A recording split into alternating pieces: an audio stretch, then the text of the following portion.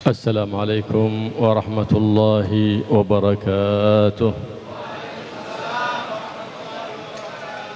الحمد لله على نعمة الإسلام وكفى بها من نعمة. نحن في روح وراحة وحبور واستراحة. نعمة الإسلام أعظم نعمة حلت بساحة، ونحن ما كنا مسلمين ولا مؤمنين إلا بواسطة سيد المرسلين محمد الرؤوف الرحيم صلى الله عليه وآله وسلم.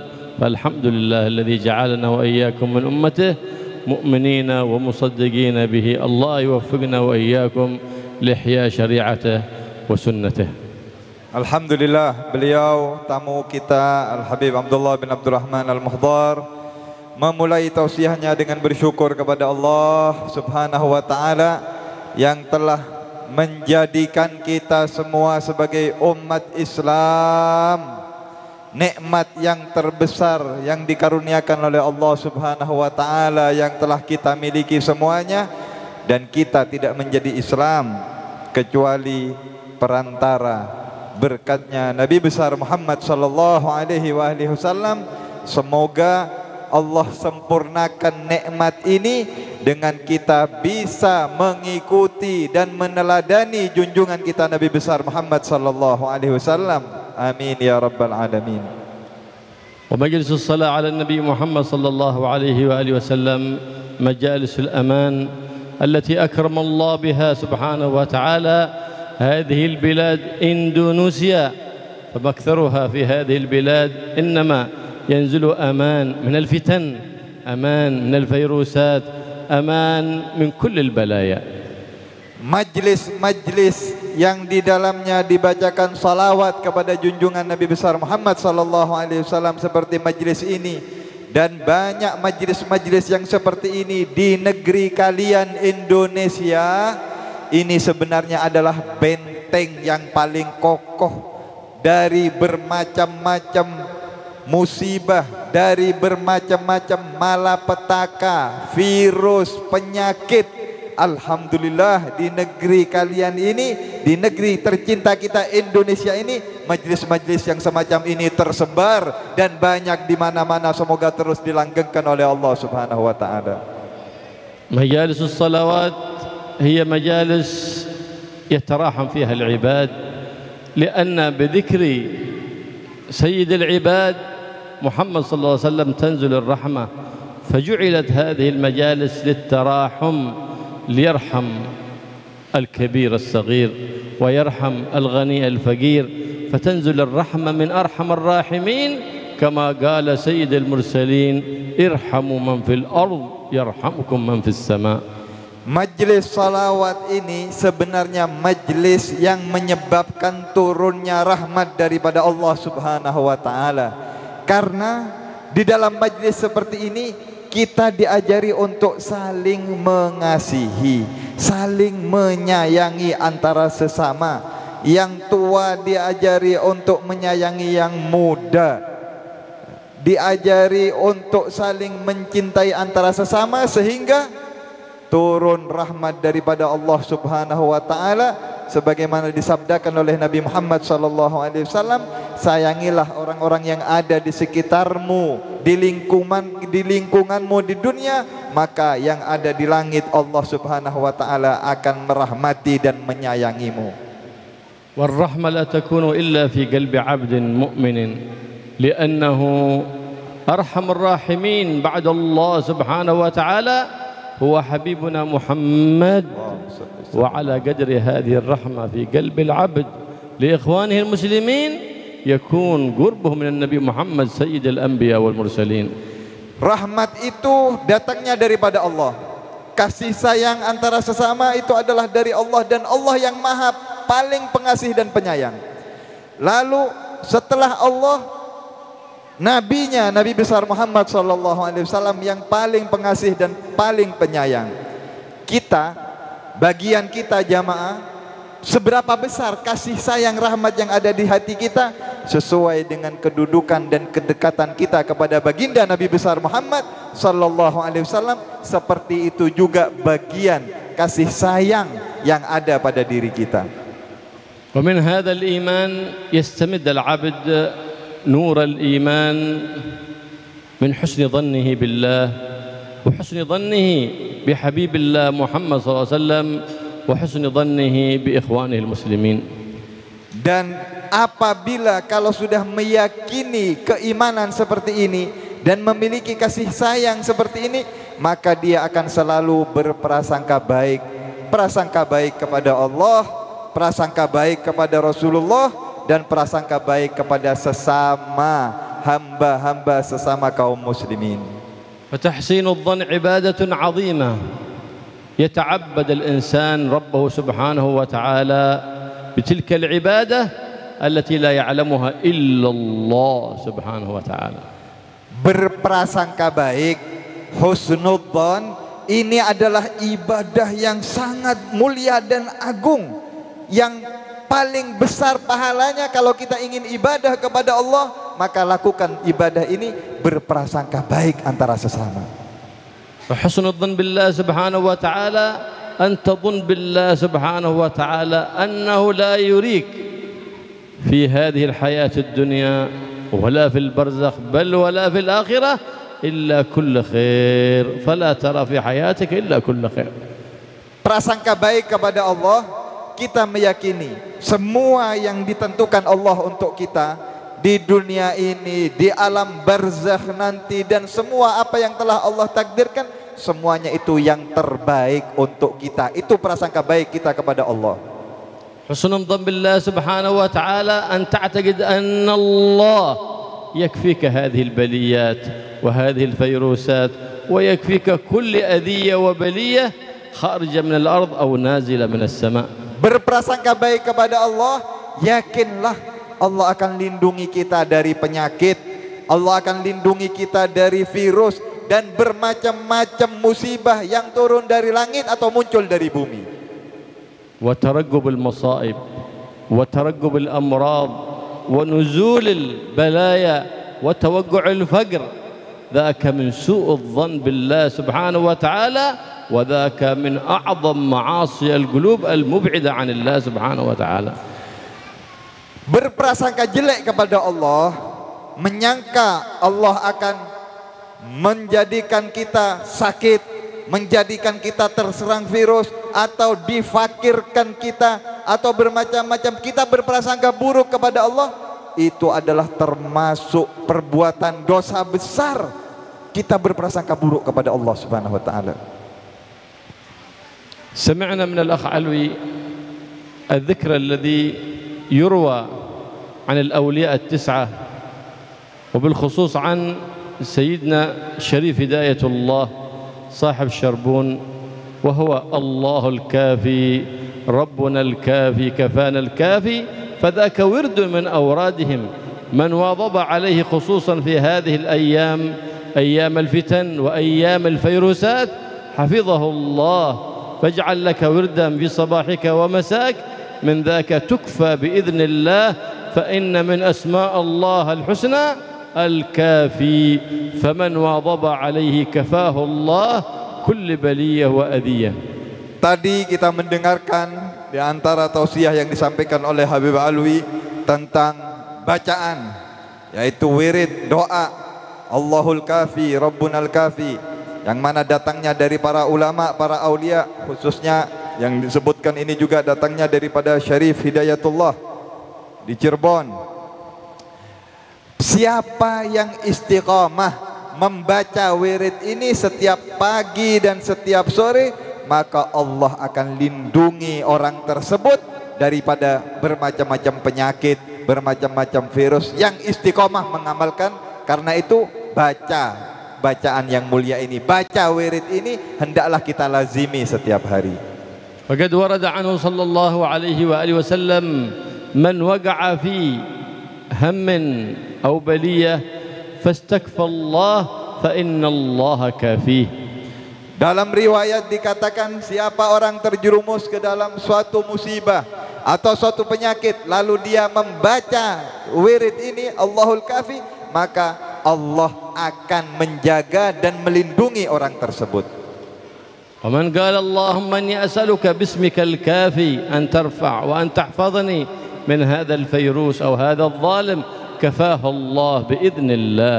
Barang siapa membaca namanya Allah Al-Kafi, ya Allah dengan namamu Al-Kafi yang maha mencukupi, kita minta berlindung dari penyakit atau berlindung daripada orang yang zalim, maka Allah pasti akan lindungi berkat bacaan tersebut. فقد قال الله سبحانه وتعالى عندما تجمع الكفار على إيذاء النبي محمد صلى الله عليه وآله وسلم ولم يستطيعوا فنادى باسم الكافي فقال تعالى فسيكفيكهم الله وهو السميع العليم. Dahulu ketika orang-orang kafir telah berkumpul, bersekongkol akan menyakiti atau akan membunuh Nabi besar Muhammad sallallahu alaihi wasallam, Nabi berlindung kepada Allah yang maha melindungi, maka Allah pun subhanahu wa ta'ala berfirman fasayakfikahumullah, maka Allah akan mencukupkan engkau, Allah akan melindungi engkau daripada kejahatan mereka. ولما اشتد عليه الأذى من الكفار صلى الله عليه وآله وسلم رفع أيديه إلى السماء فقال اللهم اكفنيهم بما شئت فكفاه الله سبحانه وتعالى أذاهم وكفاه الله سبحانه وتعالى بلاهم ونصره الله وأظهره عليهم.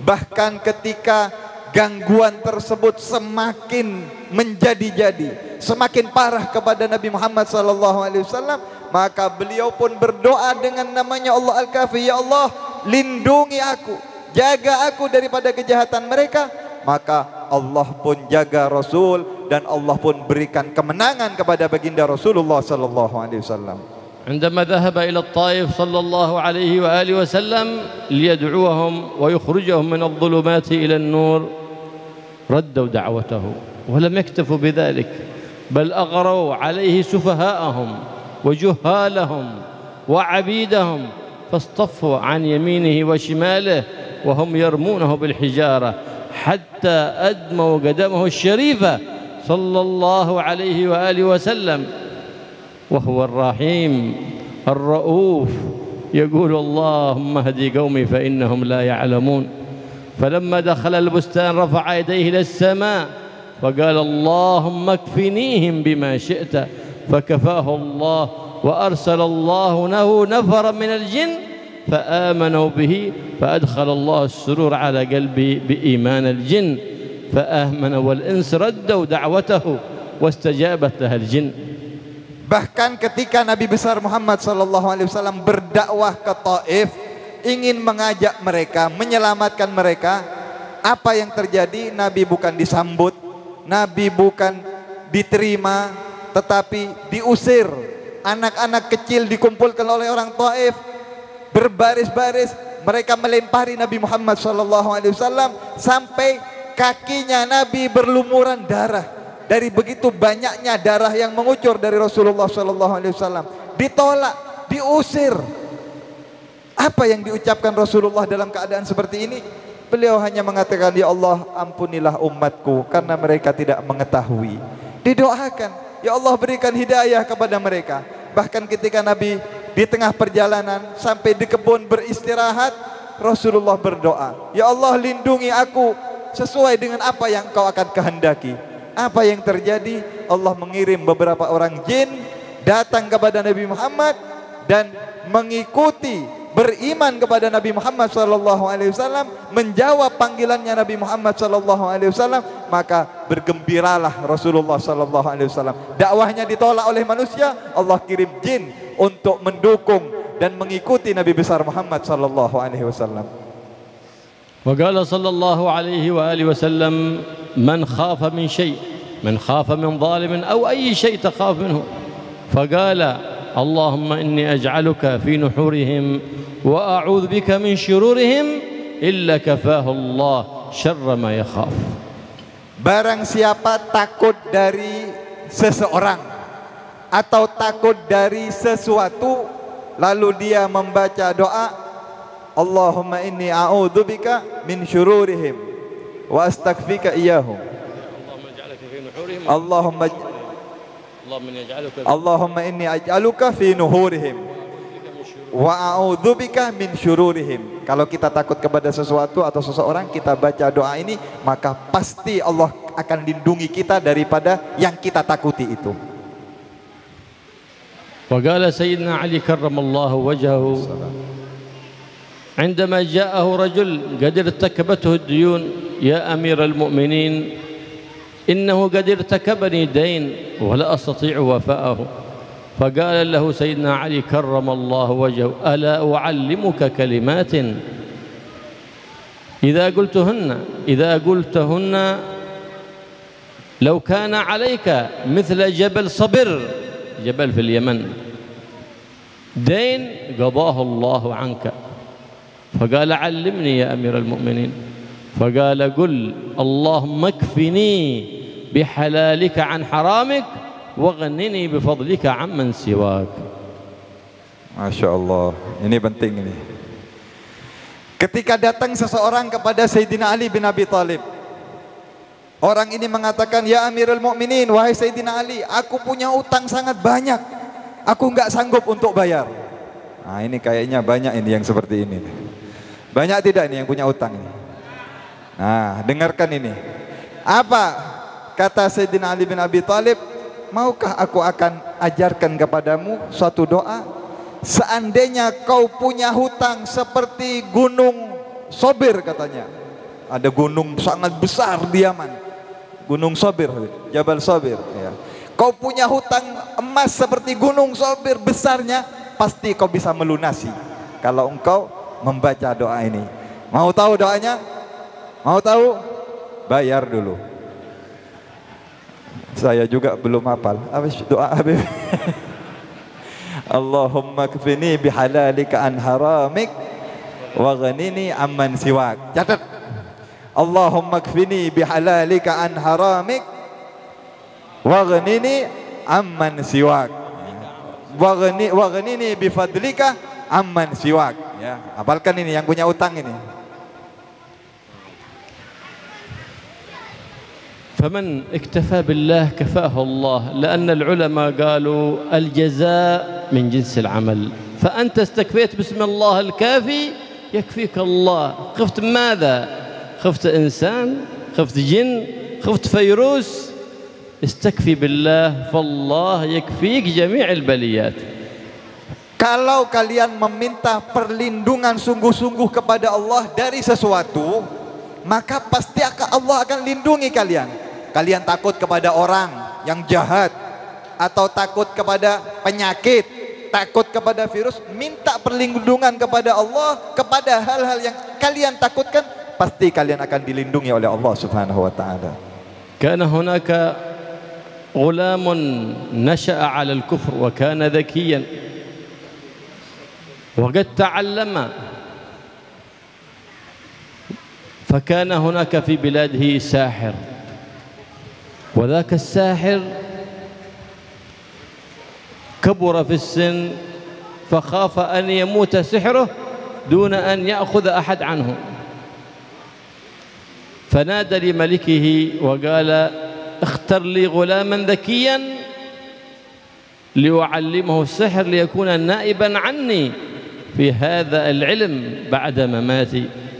فبحث فدل على غلام ذكي شديد النباهة فجيء به إليه ليعلمه ويأخذ عنه وكان سريع التلقي سريع الأخذ لنباهته وذكاه فأخذ عنه السحر.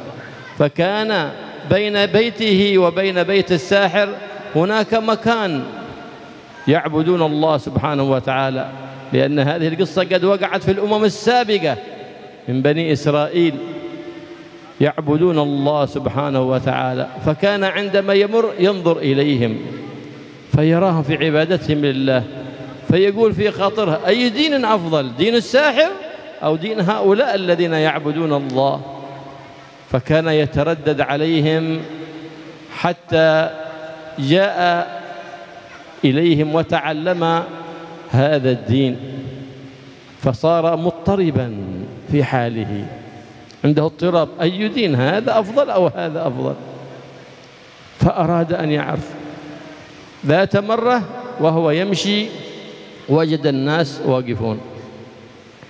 ما بكم؟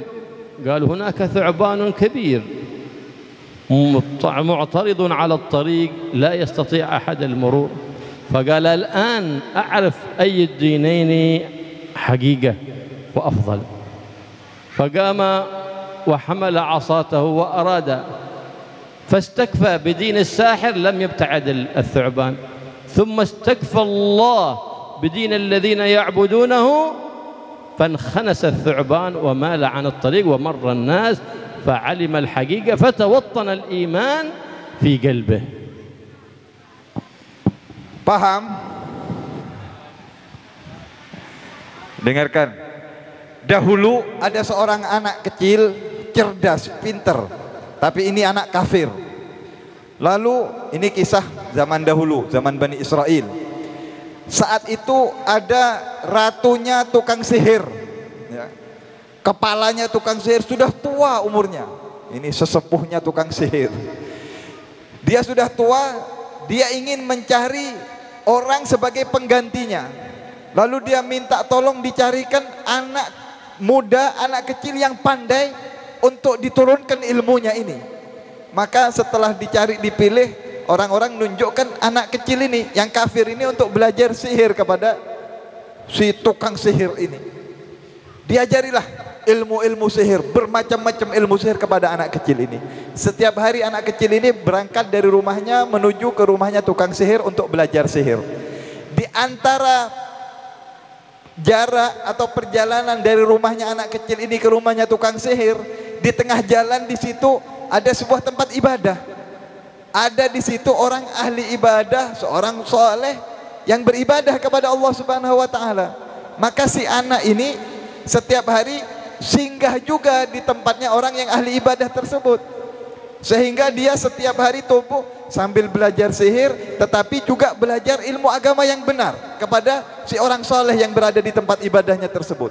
Setelah berlalu sekian tahun, si anak ini bingung mana yang lebih betul, mana yang lebih tepat ini, yang benar ilmunya tukang sihir atau ilmunya orang yang memang ahli ibadah ini, apa agama ini yang benar.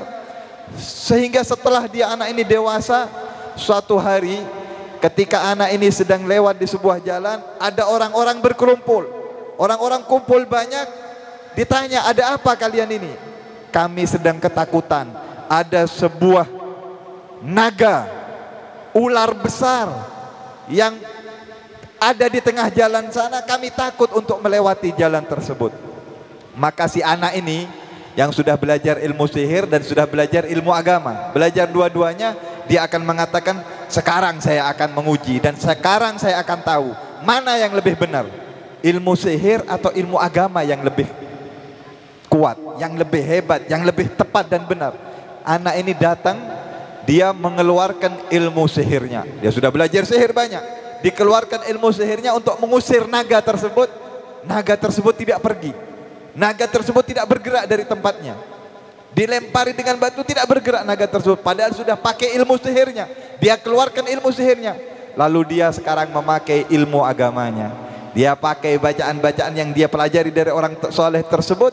Dia usir naga tersebut. Ternyata seketika itu juga naga tersebut pergi, dan orang-orang diselamatkan dengan berkatnya ilmu agama tersebut. Maka si anak ini mengetahui bahwasanya yang benar, ilmu yang benar adalah ilmu agama, bukan ilmunya tukang sihir.